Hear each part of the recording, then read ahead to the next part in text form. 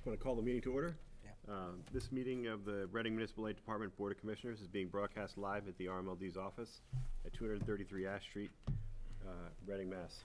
Live broadcasts are available only in Reading due to technology constraints. The meeting is videotaped for a distribution to the community TV stations in North Reading, Wilmington, and Linfield. The RMLD Board of Commissioners recognizes the importance of hearing public comment at the discretion of the chair on items on the official agenda as well as on items not on the official agenda. We ask that all questions or comments from the public be directed to the chair and that all parties, including members of the RMLD board, act in a professional and courteous manner when addressing the board or responding to comments. Once recognized by the chair, all persons addressing the board shall state their name and address prior to speaking. It's the role of the chair to maintain order in all public discussion. And Dave Nelson from the CAB is here. Vice Chair Pacino will be the board secretary. We have a couple of guests, Rhonda Dario, a member of the Reading community, and Michael Scully. Climate Committee members, thank you very much for attending. I will just give you a brief report. We have a vacancy on the board, and there was a candidate, or there is one, but the meeting at which he would have been considered and presumably appointed was snowed out. So we will take that up again next week. So we're still a four-man body at the moment. And then the second item is an item I just wanted to get out into the public, is that we'd like to move forward in the community to investigate how to do photovoltaics, solar power to the extent possible in the district. And it's something that that Jane and Colleen have been working on. My understanding is that one of the key considerations going forward is you need to have a site. Only then you can really crunch the numbers and see what models could work. So I wanted to just put that out there, that it's something for the board to discuss, that perhaps getting citizen input to help us find sites. They could be town land, it could be state land, DOT right-of-ways, MBTA right-of-ways, anything goes. I think we may need a little help in identifying what could be a possible site. And then we can see what it would cost and what the models would be. Jane or Colleen, if you want to. You want to give an update of some of the customers in towns that we're working with for photovoltaics?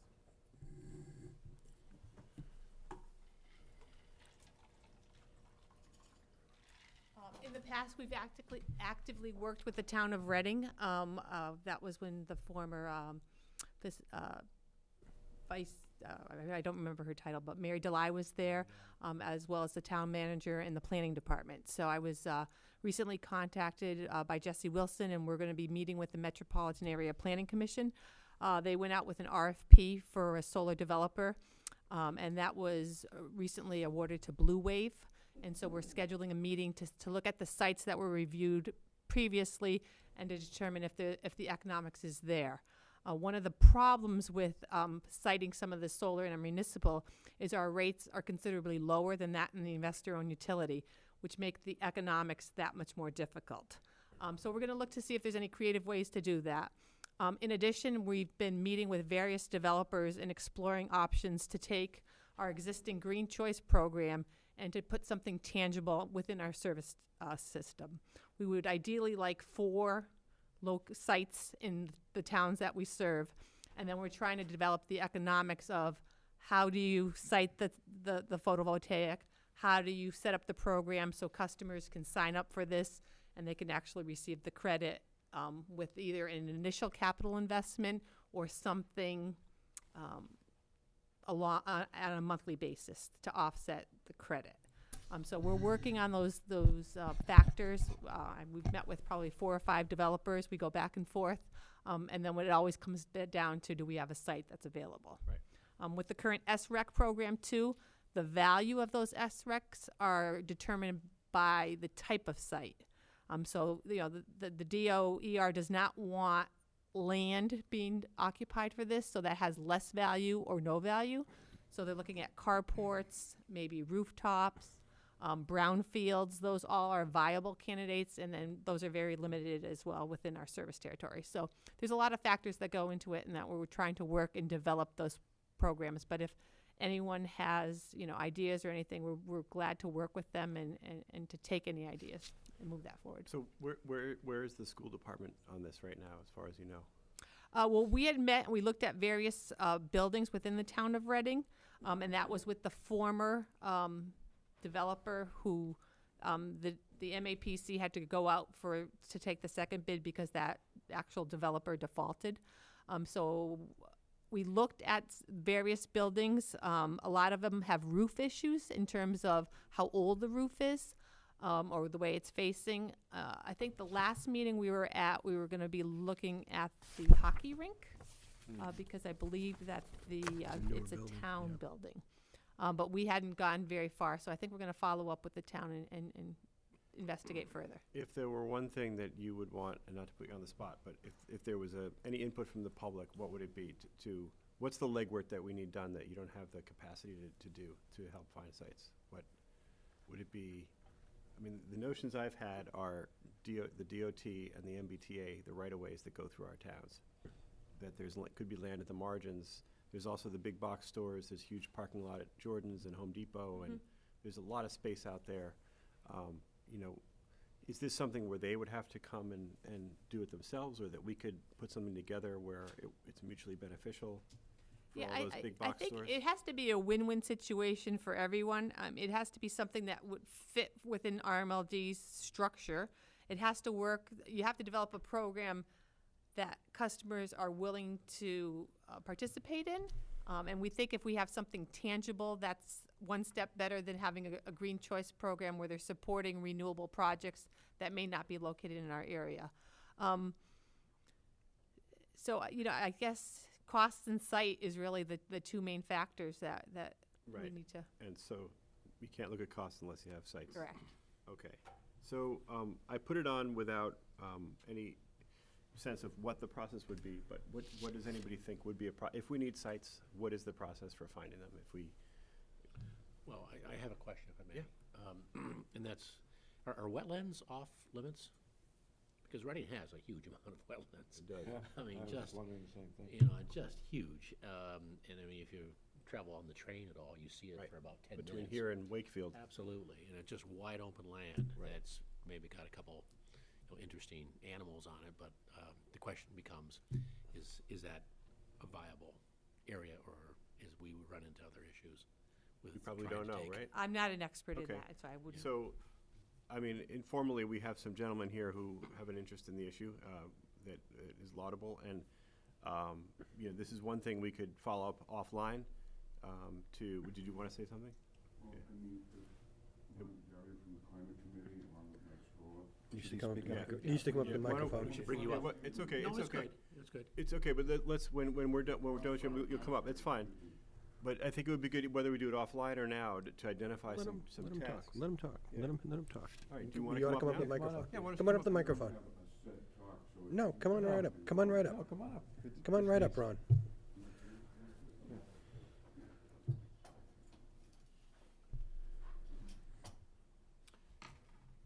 Can we turn the heat lamp on, Ron? That's right. That's so. It has LED lights in it. And just for the public who may not be familiar with who you are, please name and I'm Ron DiDario. Right now, I'm temporary chair of the climate committee because Dave Williams is away. And Mike Scholar, another member. Hey everybody, Michael Scola, town resident. I also volunteer some of my time with the Climate Advisory Committee. Some of the topics we decided to go for was the MBTA commuter rail station in town, maybe a solar canopy. I have some submittals for solar canopies that I received at a DOER convention in Boston. Also, I identified about 19 exterior lights at the library project. And I know the library project, they just awarded the bid to Griffin Electric. So I asked them at the meeting at the police station if they can maybe go forward with a substitution request. And I had a company out of Florida that drafted a plan here, a plan of land of the library, what would be a go or no-go, and we discussed offline about the financials of it. But there are some possibilities, and what was said earlier about the Reading ice rink and the right-of-ways at the train station. There's a lot of linear feet that's south-facing. right. So it's just some ideas that the group would probably be interested in. So I just wonder whether would be sensible for inquiries to be made with MBTA or DOT about that land that John was mentioning, and bring it back to the department at our next meeting or the one after that, and just have this be something where every couple of months we can check in, and we can keep it going offline and then bring it into the meeting of just a process for asking about different areas that, to our common sense, could be used for this purpose. And I think one starting point would be MBTA and DOT and that stretch of land that John mentioned. Well, Dave, this is something I think the Climate Committee is really, is excited to try to, if we could help. Right. I mean, one thing, we do have the Climate Committee, but there's a lot of times where we're doing these projects, but I don't think we've been utilized that well by the town. And so we have expertise looking for a place where we could have an impact. And if Jane needed help, if we could be of help to her, perhaps in checking out the wetland situation and what is possible, or working on the right-of-way with the MBTA, et cetera. If we could help, it would be maybe good if possibly we could meet so we could understand the situation better. We were a little involved with the study group that came, and I know they came up, one of the recommendations was a solar farm. And I know, like for myself, for example, I tried to see if I could put solar in my roof. Well, my roof is facing, west and east, and I have tree coverage. Right. But a solar farm where I could actually buy a solar panel that's extraneous to my house. Right. I mean, that would be something I personally would be interested in. So if you would like the Climate Committee to work with you, I think it would be something we would seriously consider and enjoy doing, because this would be something that maybe we could make something happen. I mean, that's the whole point. Right. We spend an awful lot of time studying and doing this and doing that, but Yeah. making something happen It'd be nice is to put some so iron in the difficult. ground, wouldn't it? So, it'd be nice to put some iron and some silicon in the ground. Yeah. Get something done. Yeah. If it worked, yeah. Yeah. So, I defer to the general manager on process, of course. I just wanted to bring it up, if there's a role for members of the public to interface with staff, it's really up to Colleen. I think it would be a great idea if there was, that there was some discrete tasks and it was managed through Colleen, that would be great. And probably move it offline from here. And then the one other question I have for Jane is, from everything I'm reading, the prices are dropping at an exponential rate.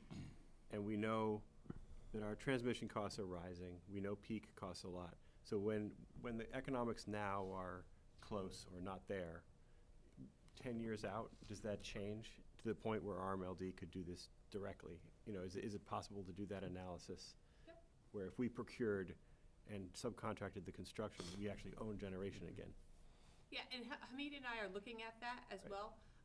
We're actually going to Middleton next week to look at distributed generation. Right. We'll be presenting options to the board, to the full commission for voting in terms of capital projects.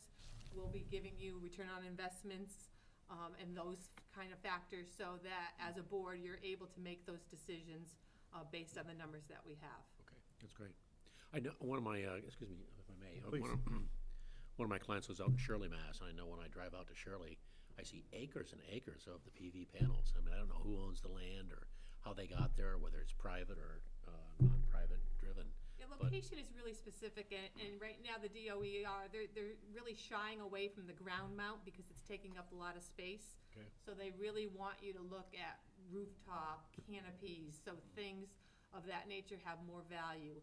It's based on where we're located, we're working with a lot of our commercial customers trying to, maybe lease space from there, and depending on who owns that. So there's opportunities, but again, I think you have to delve into the numbers. Yep. And make sure that it makes sense as, an opportunity for the light department and our customers as well. So we'll be presenting that to the commission and as well as the CAB. Okay.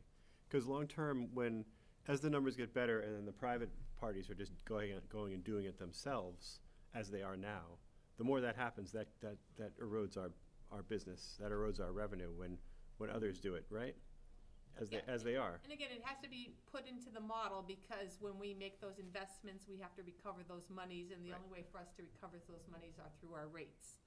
So there's a rate impact associated with all those things.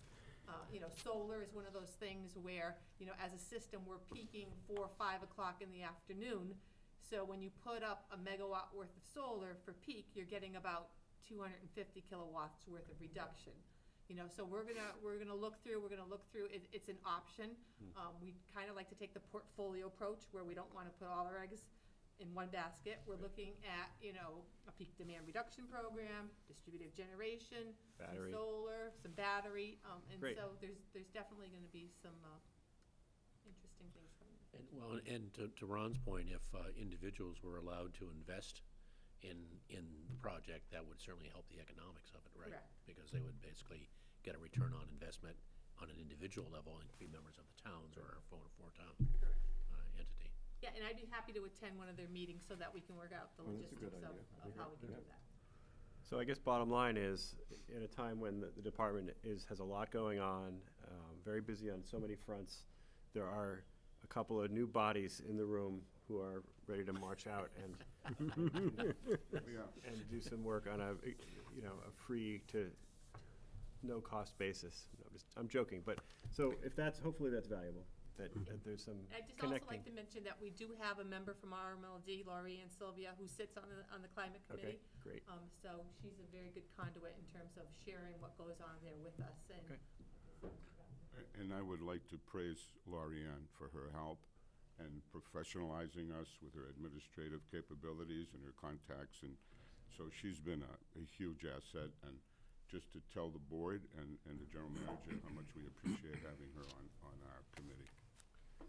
Great. Great. Well, All right. thanks, Great. and, Well, thank you for coming and for your volunteering. Thank you, and I hope we, yeah, we keep it moving, Yeah. keep coming to the meetings, and hopefully we can get something done. Push the ball down the field. Yeah, Yeah. exactly.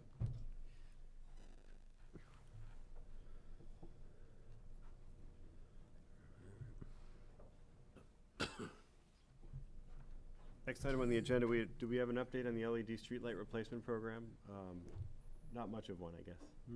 That was one that we were gonna take off the agenda. But I think we were just having some discussion about when the replacements are done. When are the replacements gonna be done, actually? When is Well, all of the pilot locations have been completed. We've met with all of the towns. All the town managers are happy with all of the locations that were selected. Each of the towns are either using a Gmail account or Reading is using their account. We really haven't gotten any type of feedback, very minimal. We've had some directional adjustments. Some of the lights may be tipped a little bit, and we get sent out, not very many. In this pilot program, we'll continue to take comments. What we're doing with other lights right now is we're still buying bulbs. We're not buying the heads. And so if the bulb burns out, we're still replacing the old bulbs until we get to the point where there's a vote and we want to go forward with the LED conversion program. And that's tied in with the grant that we got. And once we do that, we will go out for an RFP and we'll look at doing it in-house or doing it outside. But we have lighting standards that generally utilities use for streetlights, and it depends on the type of surface, the width of the road, whether or not you're in a residential, commercial area. And so, just like the original streetlights were put up, they're generally put up every 150 feet. It correlates with, pole placements. And what we'll do is, as we do the conversion, if anything falls out of the utility industry standard for illuminating, we'll send a list to the town and we'll say, okay, we weren't here when this extra light got put in, or did you mean to shut these lights off, and have them make a decision, because the onus lies on them. I mean, we can tell them what the standards are, but if they want extra lights or not that many lights, that liability is with them. So we'll be giving that to them. We do have North Reading still owes us a list of lights that were specifically shut off, that we need to know whether or not we will be replacing them with LEDs or taking them down altogether. So their police chief is working with them. So that's where we stand, and we really haven't gotten any complaints. Most people, they like them. The police like them. So it's a successful program thus far. The backdrop to this, part of this was that I had asked Colleen and Hamid about a couple of instances where lights were directly across the street from each other, and did we really need to have both of them? You know, you had a nice even row on one side, and then there's this one sitting there for no apparent reason.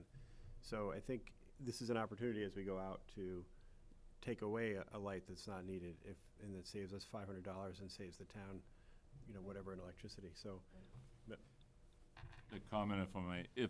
If someone wants to respond to what they think about the lights that you've put up, I mean, you have it on your website, right? You have the, Email link, right, on the, yeah, so there's a Gmail link on the website. yeah, I believe so, yeah. Okay. Yeah, and you know, some of the history, like, I'll give you an example. If lights on a regular residential street would be put every other pole, Right. okay? And a pole spans 130 feet. If it's light, and that goes out of the standard, you don't know if these two people had these Right. trees that covered, and that this person called their town hall and said, you know, I wanna deviate from every other pole, I really want one here because these shade trees, I don't Right. feel, and they got permission to put that one in. So we don't wanna make any assumptions, but No, we we will don't. bring those forward so that they wanna say, yay, we still wanna keep that in. And on the way out tonight, if you look on Ash Street as an example of what I'm talking about, there's two very bright ones about 20 feet away from each other across the street. And it's not obvious to me why that would be there, but there it is. So, anyway, that's what I was bringing up. The only thing that I would add, Mr. Chairman, is we make sure if we take a light out, that we're not endangering any public safety. Sure. All we're doing is letting the town know, do you Yeah. really want to have Yeah.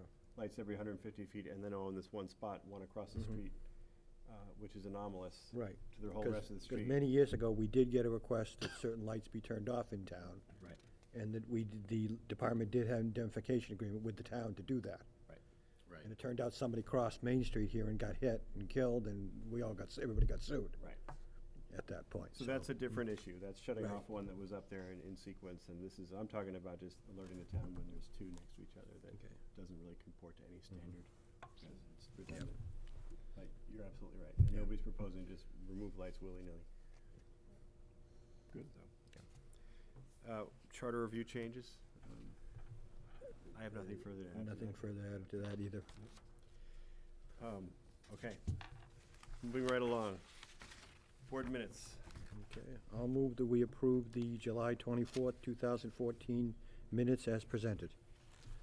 Second? All in favor? And the motion carries 4-0. I'll move that we approve the September 17th, 2014 minutes as presented. Second? All in favor? And that's also a 4-0. Where's Mr. Solly? I know. Going much too quickly. And then the general manager's report. Okay, thank you. Couple of fun things that happened. First, on January 8th, we had our Tshirt Awards ceremony, and 3 out of the 4 commissioner members were in attendance, and the children were very excited to describe their T-shirts that represented electric safety and electric conservation. It was a fun night, and I guess we, Mr. Pacino, the longest running Yeah, I've been to all 20. attendee, 20 All years? 20. All 20 years. All This 20 is I've a surprise. attended. Oh, I So couldn't believe it was kids actually were, 20. Kids were very happy, and the awards will help the school's art programs. On January 21st, Hamid and I attended a MAPO meeting on surplus property disposition that was presented by the Inspector General's office. Of course, we brought some of our questions, and it was a very well-attended meeting, and it was very informative. On February 2nd, on February 2nd, I am meeting with the new town administrator in the town of Linfield, Jim Bedreau. So I'm looking forward to that. On February 9th, Leidos, who's doing our organizational study, will be coming back to the RMLD for 2 days to discuss the current situation report, which is in draft form. The reliability study, Hamid, do you want to give a brief update on that? You should come to the microphone.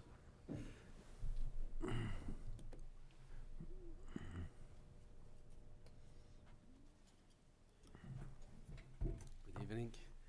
The reliability study is ongoing. They're evaluating the current situation. They've been asking for all sort of datas from lines, substations, and the status of the system, and also the big ticket item for that for them to evaluate, which is basis and foundation for smart grid and distribution automation, is the GIS. So they're currently doing the gap analysis because our GIS database is incomplete, and we've been working together trying to build a model template that is right for RMLD. And among the three options like Multispeak, MillSoft, and the others, we're trying to pick the best that fits without going through major expense, and something that could be usable by all other interfaces without going through major expense of designing the interface.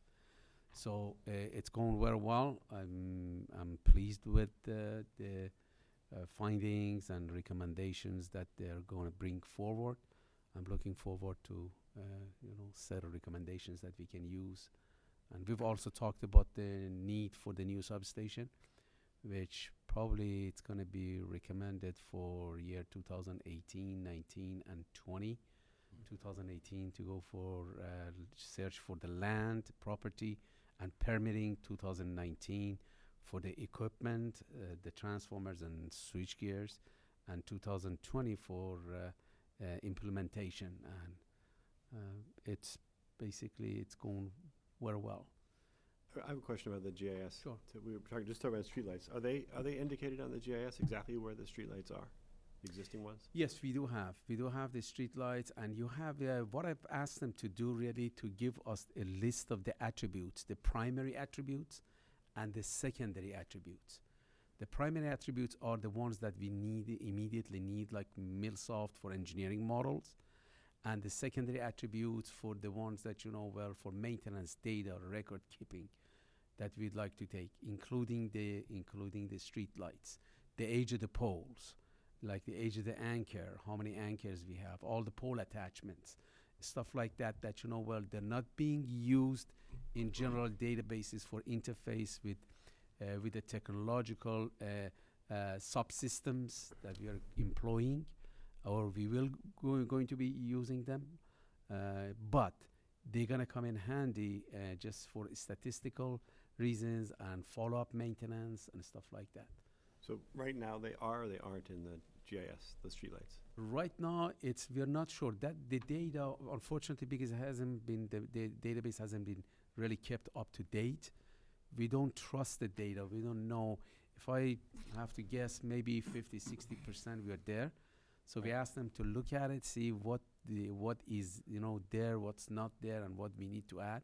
So they're in the investigation phase, trying to pick the right attributes. So when they're out being replaced, can the GPS, they hit a button and you have the GPS coordinates, and then you can stick them on it's going to be GPS, and we're going to get the picture at every pole. And we've already investigated to see that what is the best approach?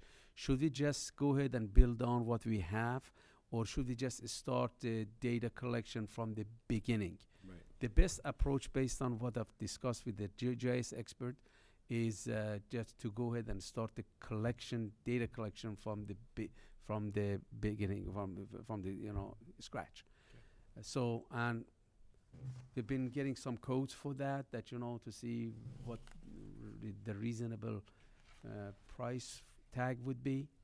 And we've been getting anywhere between $400,000 to $600,000 in order to do the entire system. But this is the money well spent, because this is the basis for our analysis, engineering analysis. It's going to eliminate the need for hiring consultants and do that in the future, as well as the foundation for our distribution automation, demand response, distributed generation, photovoltaic system, because everything is gonna go and be operated at the SCADA. And the SCADA, an outage management system, which, Dave, can I make a comment? Yeah.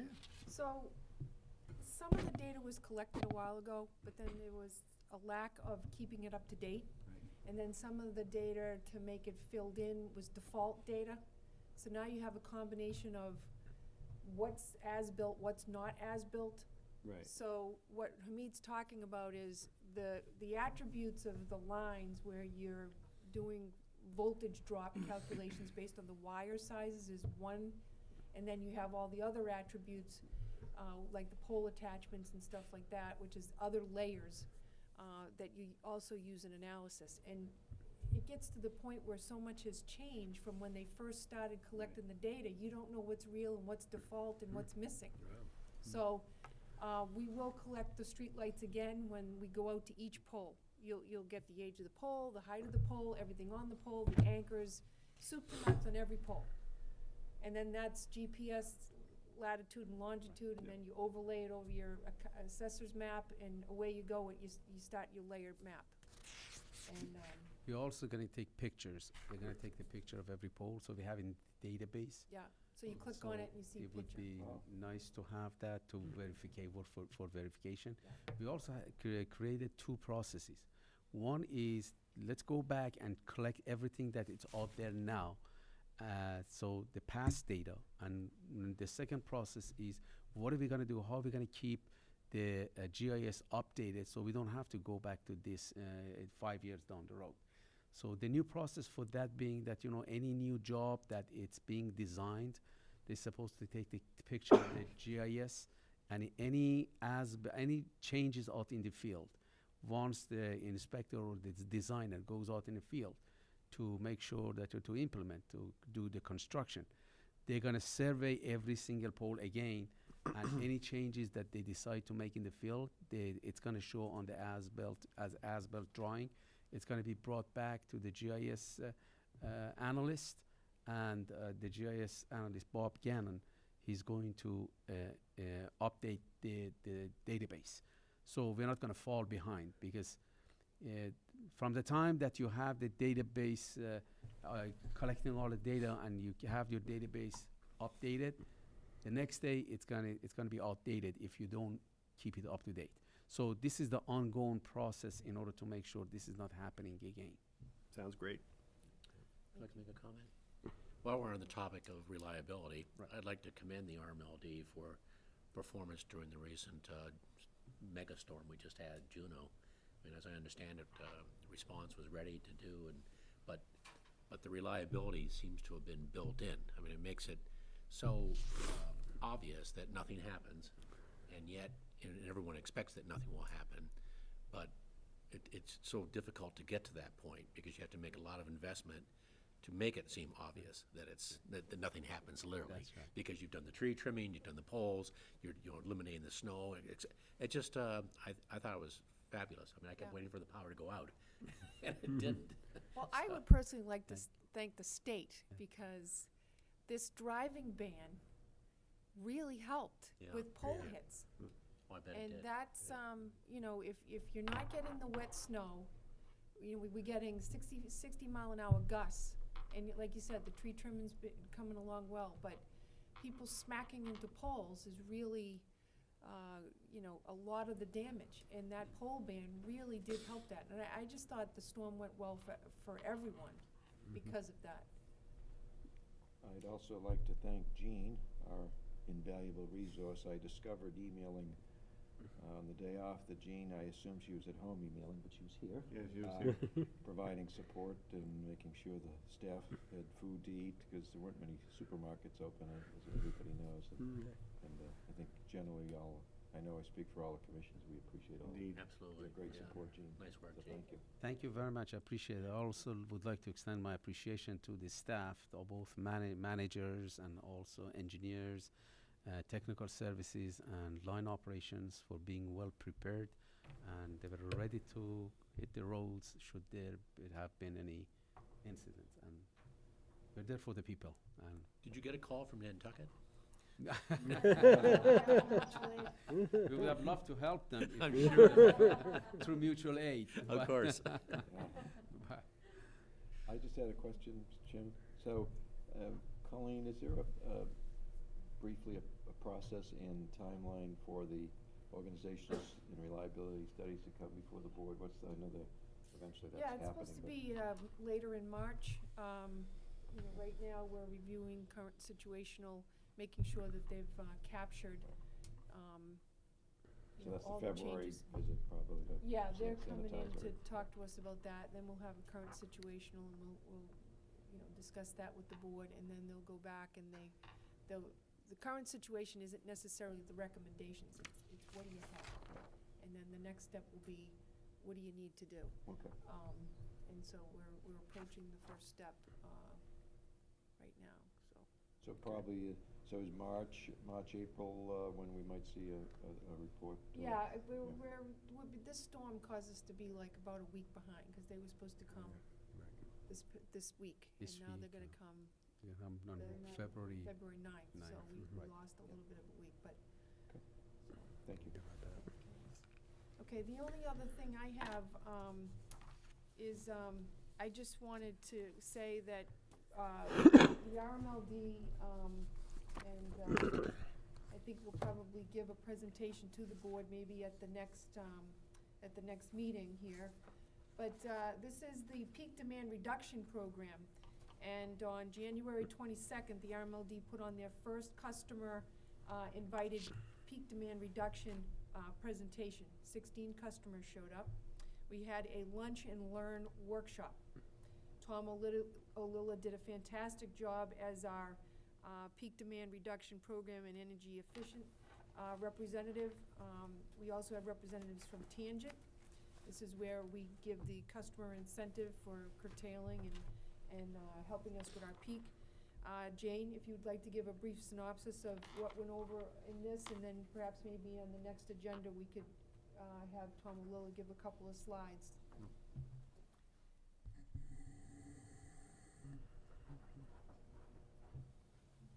Thanks. As Colleen had mentioned, we've been working on this peak demand reduction program since June of this year. We've developed a marketing side to it where we actually go out and visit the customers.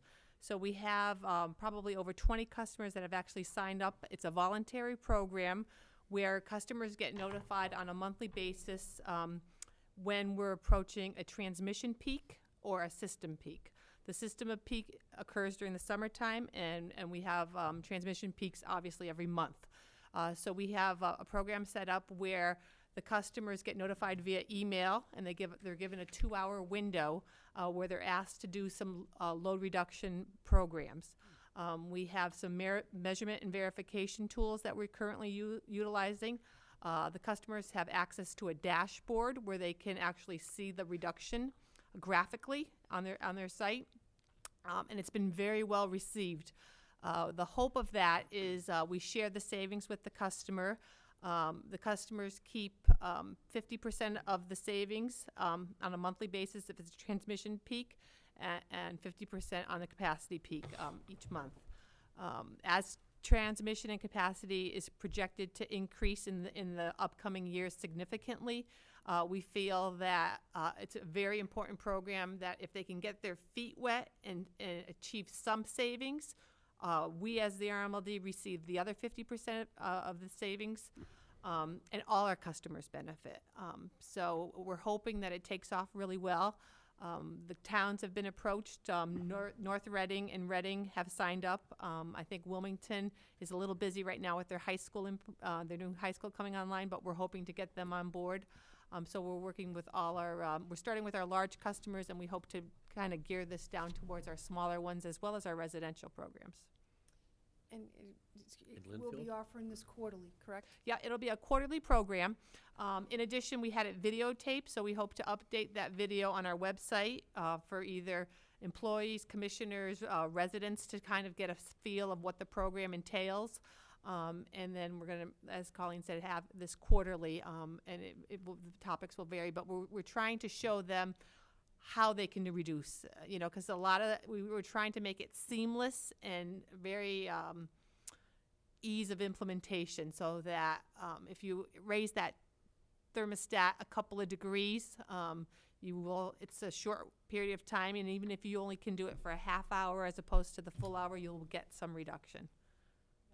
That's great. Great. That's Good job, fantastic. Jane, you and Yeah. your group, and Tom as Tom's well. been doing a really good job, yeah. Excellent. Can you have the thermostats rigged up that they get a shock if they don't turn it? I think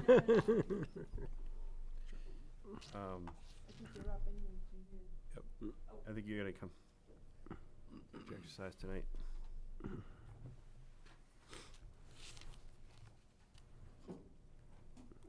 Okay, within your packet, we had both November and December, but I'm gonna go over just the December purchase power. And with the hopes of maybe taking this report and adding some graphics that we can just go over instead of me rattling on with a lot of numbers. But in the meantime, December's peak load came in around 59 million kilowatt hours, and that's a 3% decrease when we look at December from the previous years. Our energy costs for the month were at 2.75, and that's equivalent to a little under 5 cents or 4.7 cents per kilowatt hour. Our fuel charge for the month of December was at 5 cents, and as a result of this, we undercollected by approximately $82,000, and that resulted in the deferred fuel cash balance of $5.8 million. On the replacement side, we purchased 10% of our energy requirements from the spot market at an average cost of $26.32. On the capacity side, we had a peak demand on December 8th at 6 p.m., and that was at 109 megawatts. And this compares to last December's peak of about 116 megawatts. So we were about 7 megawatts lower. Our capacity requirement based on last year's peak was set at 209 megawatts, and our total capacity dollars for the month of December came in at $1.4 million. And that's equivalent to a little under $7 per kilowatt month. If we go to table 4, that shows both our capacity and our energy costs, as well as the generation of our resources. The average cost for capacity and energy came in around 7 cents per kilowatt hour. For the month of December, 14.2% of our energy was purchased from hydro generation. Table 5 lists the 4 hydro projects where RMLD receives RECs per the PPA. And as of December of 2014, we had received 16,513 RECs, and that had an estimated market value of approximately $980,000. We have recently executed a REC sale for the first quarter of the 2014 RECs because there's a 6-month lag there. And we sold about 8,500 or half of the RECs for a total of $409,000. We hope that that gets applied to the fuel charge, so all customers benefit from the sale of those RECs, and it reduces the average cost of our fuel. And that should be reflected in either the January or February purchase power.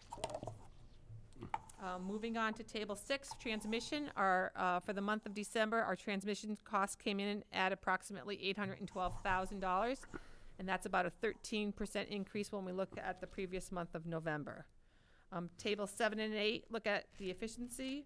For the month of December, RMLD processed 168 residential appliances rebates totaling about $9,000. There were 31 residential customers who received energy audits at a cost of $6,200. The projected capacity reduction was about 156 kilowatts, and energy savings were about 99 megawatt hours. On the commercial side, we processed 10 commercial rebates totaling a little under $72,000. The capacity benefit was 239 kilowatts and 608 megawatt hours. Additionally, as part of that LED grant that the RMLD received from the DOER, $250,000 is going to be received over the next year and a half. Half of that, or 125, is geared towards the LED streetlights, and the other 125 is split between our commercial and our residential customers. So $75,000 has been earmarked for commercial, and what we're doing with that is we're focusing on interior and exterior LED rebate, LED upgrades. And what we've done is we've taken our RMLD's rebate and basically doubled it into that to decrease the return, the return on investment to the customer. He gets his return more quickly. On the residential side, we've earmarked $50,000, and we're working with a vendor to upload an RMLD online store, where we're going to have LED light bulbs available to our residential customers, a certain amount of quantity at a discount value. The admin cost for the store access is under $5,000, and so we hope to have over $45,000 worth of reduction in costs for our residential customers. So that PO is out. They're in the process of changing the platform that they use for the store. It's the same platform that MassSave uses, and then we're setting the parameters of that. So we'll keep the board abreast in terms of when that goes out, and we'll work with Priscilla to market that into So that means people can just buy light bulbs from RMLD? online. Through, Yep. right. Would that include all different types of LED lights? Correct. There will be an assortment of those. As well as maybe dimmers as well? Yep. Does RMLD make a little piece of that like Home Depot does, or no? Nope. No. Nope, it's a pass-through for our efficiency programs, and especially with the grant money, we were given, we were awarded that $50,000, so that's gonna be going, to the consumers. Another way that we'll slowly put ourselves out of business between that, the PV, efficiency. No. Be a substitution. That's Yeah, all. When will the store be up and running? They're transitioning their platform. We received an email this week. They were hoping that it would have been done. It was difficult for them. They wouldn't give us a specific time, but it should be within the next couple of months, I would think. So we're shooting for the end of the first quarter of 2015. Great. That's wonderful. Thank you. Yeah, that's great.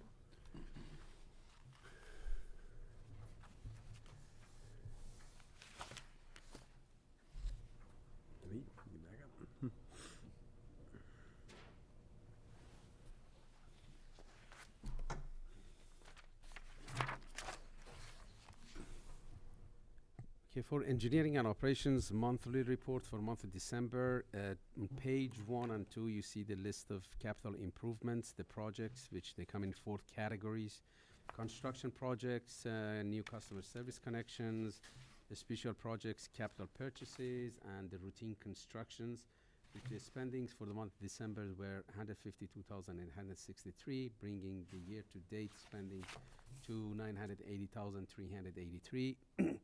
On page 3, you see the list of 6 main RMLD's maintenance programs. In category 1, you see the overloaded transformer replacement through December 31st, 2014, which in general we had all of those categories for both pad mounts and overhead transformers. We had about 154 transformers that they were replaced to date, to this day, to December the 31st, 2014. And the overall transformers in the system that have identified to be over 20 years old were 1,866 transformers, which brings the number to approximately 88.3% done until December 31st, 2014. The next category, the pole testing system-wide. Last year we tested 645 poles as a new program. 390 passed the test, 233 failed. Out of the 233, 21 has been replaced as of January 1st to January 22nd, 2014. 22 poles were condemned, and those 22 poles were replaced immediately. So total together we've installed 43 poles, which 14 of the 43 poles we have completed the transfers. The remaining remain to be done. And then the next category, 13.8 kV, 35 kV feeders, quarterly inspections. We inspected 18 circuits. We didn't find any problems. These are the routine. They patrol the lines and making sure there are no obvious problems on the lines. The next category, manhole inspections, pending. This is a new program that was instituted. What we have identified 1,225 manholes system-wide.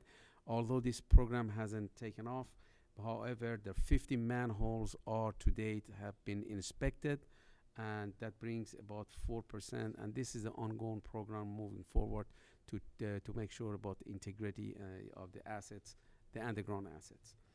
The next category is the porcelain cutout replacement program with the polymer, which to date there are 317 left. Originally we started with 2,700. That brings up the numbers to approximately to 12% left to do. And again, this is ongoing program for the safety of the employees and also system. The next category is the substation, the infrared, monthly infrared scanning at the substations, which we haven't found any problem to December, since we just did finish this maintenance program. And we up to as of January 14th, 2014, there are only 2 breakers left, which we're waiting for parts, because the coils on those breakers, they needed to be rewinded, and waiting for them to come in so we can complete the testing and bring it up to 100%. So that's ongoing. Also, there are other maintenance programs that we have. They're not listed over here, such as step-down area upgrade that, it's right now due to the weather inclement conditions, it's on hold until, the weather permitting, we can go back and get them done. I also have a report on double poles. You don't have it on your report or on your pages, but to date we have 424 poles, double poles, which there are 41 of those are RMLD pending that they're waiting for us to transfer. The rest, we've done the transfers. It's in Comcast and Verizon queue to be transferred, so they can remove those double poles. But we are checking the status of those continuously through the new program engines that all utilities are part of the program, and they're monitoring. And once one party is doing the transfer, it automatically notifies the other party that they need to start planning for removal.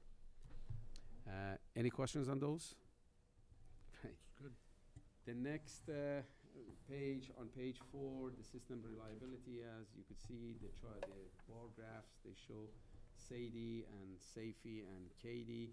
SAIDI and KD, they're both well below national and regional average. SAFI, it's a slightly over regional average, and the reason for that being a number of motor vehicle accidents that we've had in the system. It's amazing. If you go to the next chart, you could see why this number, the frequency of outages, has increased, because the average caused the outages for annually from 2010 to 2014 in the motor vehicle accidents been 12, and in 2014 alone we had 24 motor vehicle accidents. So that's the reason that safety went up, but still it's a good number. I mean, they didn't cause major outages.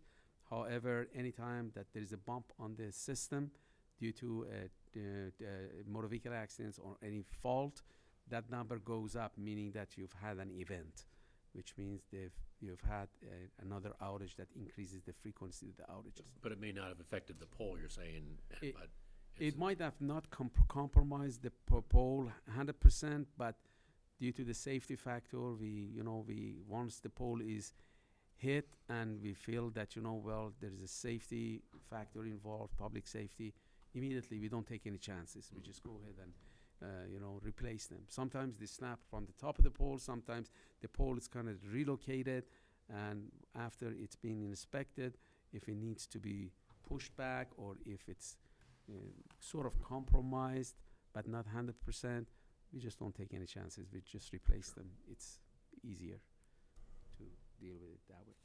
So the last page, as you could see, for the 2014 outage causes, the majority of the outages were caused by the equipment, wildlife, and trees. And also the next pie chart shows the average of the same categories from 2010 to 2014. We're hoping that, with the new tree trimming program that started this year, these numbers, they go down, hopefully. which, by the way, the contractor, Mayor Tree Services, they do an exceptional job, and they're catching up with the tree trimming and dealing with the tree hazards, as well as they're gonna provide us the IVM by March, which we're gonna present it to all the communities and tree wardens, so we can start the 8-foot cutback rather than 5, which is currently they're doing. And that concludes my meeting, my report. Any questions? Good job, Mhm. Lee. Thank you. I'm glad you're here. Doing a great job. And the financial report, Bob Fournier.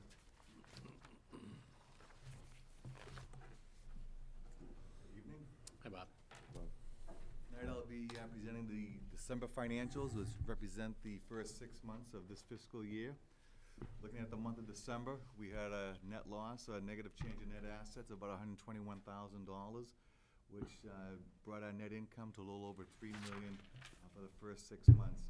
We had budgeted net income about $3.9 million, which meant that net income came under budget by about $843,000, or about 21%. The actual year-to-date fuel revenues exceeded fuel expenses by about $1.6 million. Looking at page 3A on the revenue side, year-to-date base revenues are under budget by $202,000, or about 1.8%. The actual base revenues came in at $11 million compared to the budgeted amount of $11.2 million. Looking at page 12A on the expenses, the year-to-date purchase power base expense was over budget by about $200,000, or 1.4%. The actual purchase power base costs were $14.8 million, and we had budgeted $14.6 million. Year-to-date operating and maintenance expenses combined are under budget by $610, almost 0%. The actual and budget O&M expenses came in at $7.1 million. Depreciation expense and voluntary payments to the 4 towns were on budget. Looking at our cash position on page 9, operating fund is at $10.5 million. Our capital fund balance is at $5.6 million. Rate stabilization funds at $6.7 million. Deferred fuel, $5.8 million. And energy conservation fund is at $525,000. On the general information side, year-to-date kilowatt-hour sales, which can be found on page 5, came in at 356 million, which is about 5.7 million kilowatt hours, or about 1.6 behind last year's number. On the budget variance report, cumulatively, the 5 divisions are under budget by $22,000, or about a fifth of 1%. Starting next month, we'll be beginning our capital and operating budget season in earnest. And since this is the close of the calendar year, I'll be starting my DPU report, which will be due on March 31st, starting next month also.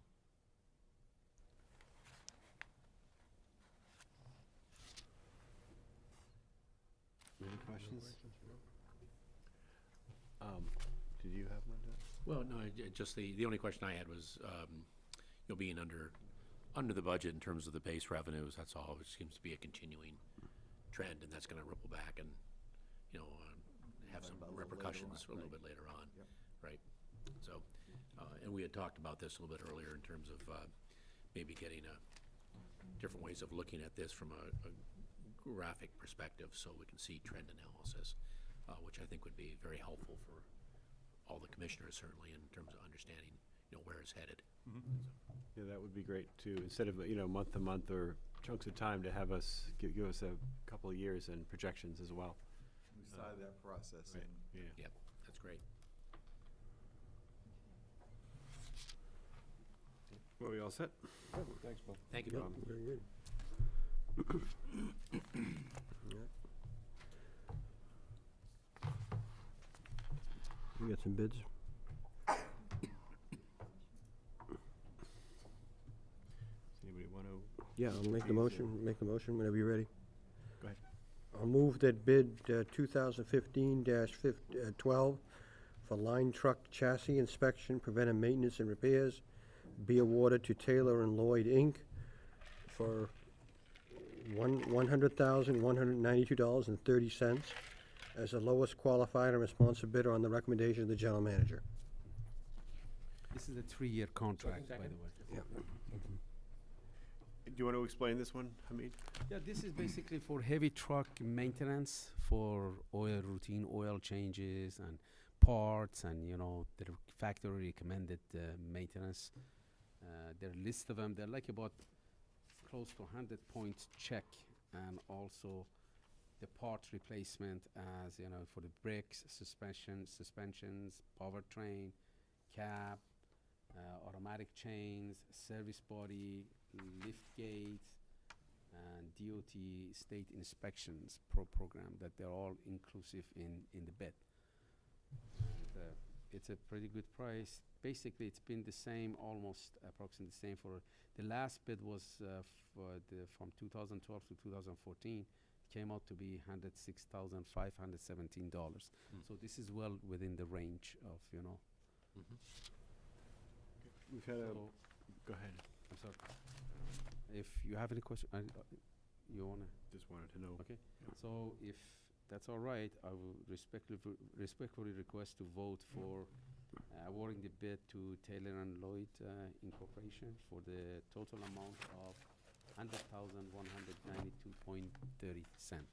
So we had the motion, and it was seconded, and so we're ready for a vote? Yep. All in Yep. favor? Aye.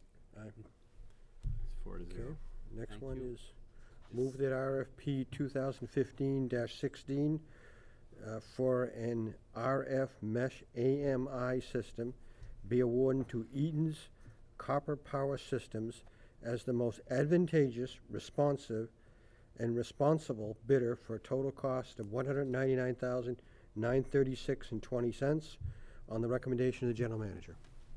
Second. Do you want to discuss that one, or do you want to? Sure, by all means. Yeah. This is a solution that we've been searching for to be able to read the 65 to 70 commercial meters, the Club 5, as known as Club 500. These are the meters that Itron does not have any solutions, and we cannot read them. So as a result, we're searching for a solution that, so we can get these data back to our Cogsdale system. So we started searching, and the best solution that we could find, actually we're getting the most bang for our buck, because this RF mesh AMI network, which is the 900 megahertz system, radio system, it could be worked for both the metering system as well as the future distribution automation. The system has a bandwidth of 300 kilobyte per second, which is more than adequate for automation and future distribution automations that we intend to implement. And this is also what's good about the system is we still can utilize the Itron system. So all they have to do, they change the module, the earth module from the Itron, and we're gonna replace it with the Eaton module, and then that system, the head-end software called Yukon, could collect all the Itron data as well as these 65 that Itron did not have any solution for, and now we have all of them in one database that could all be read. And also another advantage that this would be that it's mirror independent, meaning that you don't have to just stay with Itron. This system could read Elster, could read the Landis and Gear meters, and in the future they're going to be able to read the GE. So there are a wide range of meters that we can purchase. And as the Itron meters become obsolete, or the technology becomes obsolete and they're not going to support it, we can migrate to this system, which the technology is new, up to date, and recommended by the technologists all over in order to be able to maintain our systems and helping us to move toward the future goals of where the industry is going. Thank you, Hamid. We've You're had a motion and a second. All in favor? And the motion, on a motion of, I should be saying, right, on a motion by Phil Pacino and seconded by Tom O'Rourke. That's fine.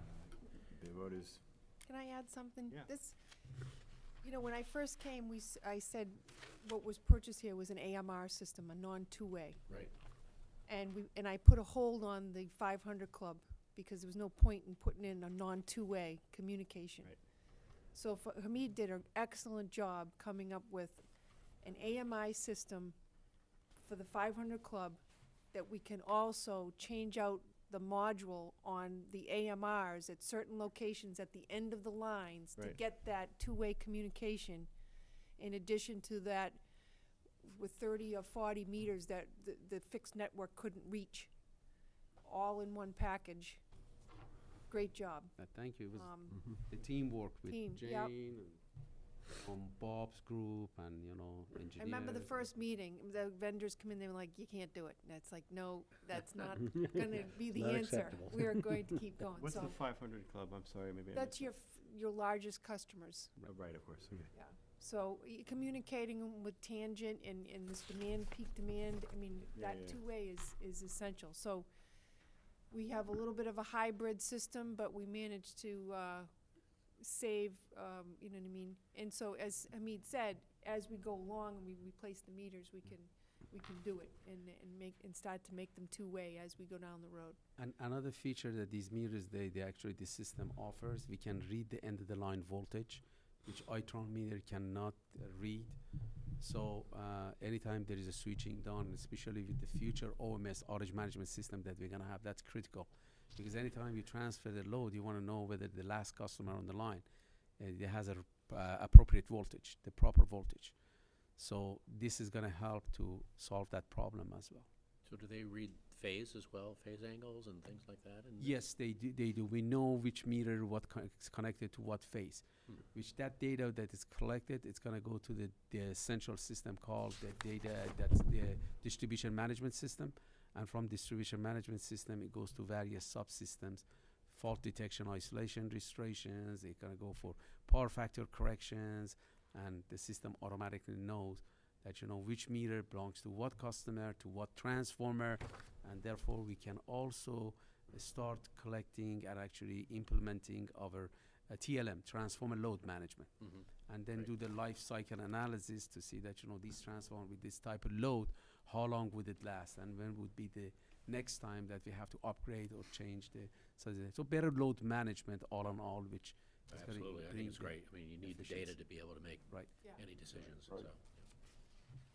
so. So we did vote, and it was 4 in favor and none against and none abstaining. Yep. Okay. Thank you, Hamid. Before I make the motion, the next one is there a reason why the cost is in here twice?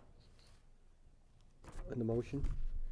We have after Wesco for a total cost, and we also have after qualified bidder. Is there any reason why that's in there twice? Or did we just like the number, I guess? I wanna make sure that we're not, He doesn't end up claiming we owe 134,000. Yes, 67. There's a typo in the motion. all right, so let me just move that bid 2015-17 for SICE-CME. Yeah, that's a CCAM connection. CCAM connections be awarded to Wesco as the lowest responsive and responsible qualified bidder for a total cost of $67,950 on the recommendation of the general manager. Second? I think we probably don't need an explanation on this one, do we? Yeah, probably. All in favor? Bingo. And motion made by Phil Pacino and seconded by O'Rourke. Vote carried 4-0 against and 0 abstaining. That's right. Very good. Do you have thank you, Hamid. Anybody have anything to add?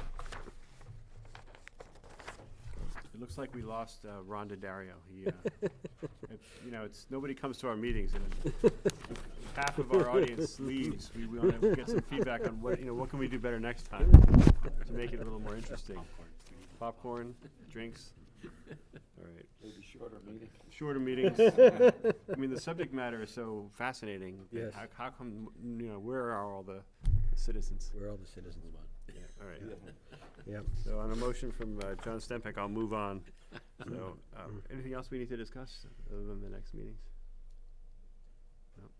Okay, so our next meeting is gonna be Thursday, February 26th, and then Thursday, March 26th. Right. CAB meetings, February 11th, and then we have budget meetings, April 15th and 22nd. And, What's that? Anybody wanna volunteer to cover that meeting? Which one now? CAB? Yeah, Which, what date is it? February 11th. February 11th? Wednesday. Right. I'm going to be out of state, unfortunately. I might be able to do that one. Is it here? Yeah, and also, policy committee, I'll email you guys. Yeah, I need to email us and get that together one morning. You want for a morning meeting? Yeah, we should do that as a morning meeting, All Yeah, right, that'd be fine. if we could, I'll email you It'd be the better to do it that way. Okay, Yep. yeah. Yep. Okay, Okay, so, So we'll wait to hear back from you, Ginny, as to possible dates for the policy committee. Exactly, I'll shoot that out tomorrow. you wanna move to? yeah, I'll move the motion, that's in the, move that the board go in executive session to approve the executive session meeting minutes of July 24th, 2014, to September 17th, 2014, Chapter 164, Section 47D, exemption from public records and open meeting requirements in certain instances. Second. All in favor? Aye. Aye. And the motion carries 4-0-0. Executive session. And are we all set to go? into- Yep, yep, we're good. Thank you for coming.